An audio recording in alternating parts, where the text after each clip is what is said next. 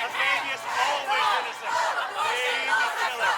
Baby killer. If you have an abortion, you know it's a baby. And you kill it. And you kill it. You kill the baby. Well, you are a baby killer. To kill babies. And this is why you're so vile. Because you know you've killed babies.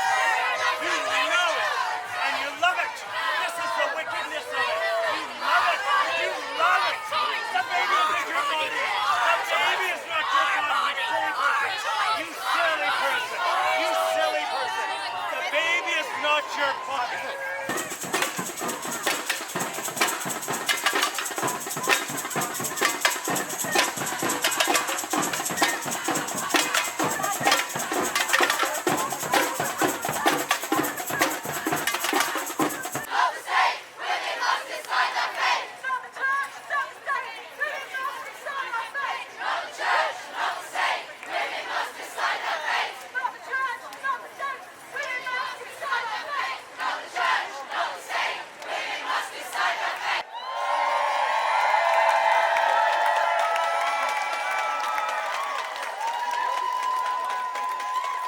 We are also often told, don't rock the boat. Yes, these laws are old, but they work. They work for the majority of women.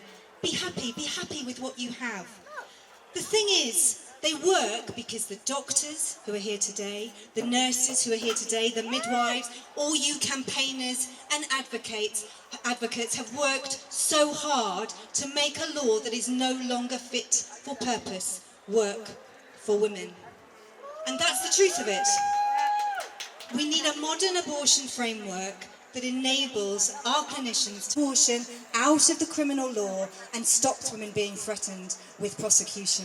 We need a modern abortion framework that means midwives are not phoning the police when they find a woman with unexplained pregnancy loss. There have been 67 prosecutions of women in the last 10 years under the Offences Against a Person Act of 1861.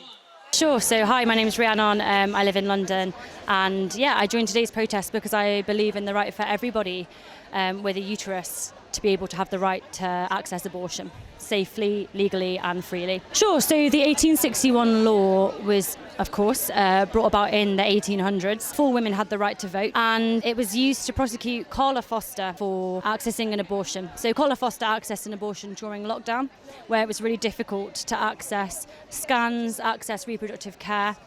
And as a result, she has been sentenced to 28 months in prison, which I would like to quite importantly point out is longer than the average time that a violent offender serves in prison for receiving an abortion. It's incredibly important for men to support women's right to choose, and I'd like to say it's incredibly important for men to support anyone with a uterus's right to choose. This is because we live in a patriarchal system where men hold legal and political power. Therefore, unfortunately, they're the driving forces behind change at this time, and I would ask them to use that power to be able to do that. And I would also like to direct anyone listening to the work of Gabrielle Blair, who has authored some incredible books titled Ejaculate Responsibly, whereby they set out an important argument for the fact that all pregnancies are caused by irresponsible ejaculation. I believe it's important to decriminalise abortion because nobody can be told what they do with their body. The risk of death in childbirth is actually higher than we care to talk about. And I don't think anybody at any time to risk death to give birth. And I think that it's such an intimate, sensitive and delicate thing to put your body through, and there has to be choice at every level. I think it's unfair to separate the courts and legal justice from women, right? Women exist in the courts. Women hold high positions of legal power, and we should continue to do so. Therefore, I believe that women within the courts and women outside of the courts should be listened to by the courts, and reproductive laws should be revised to match people with the ability to become pregnant's needs.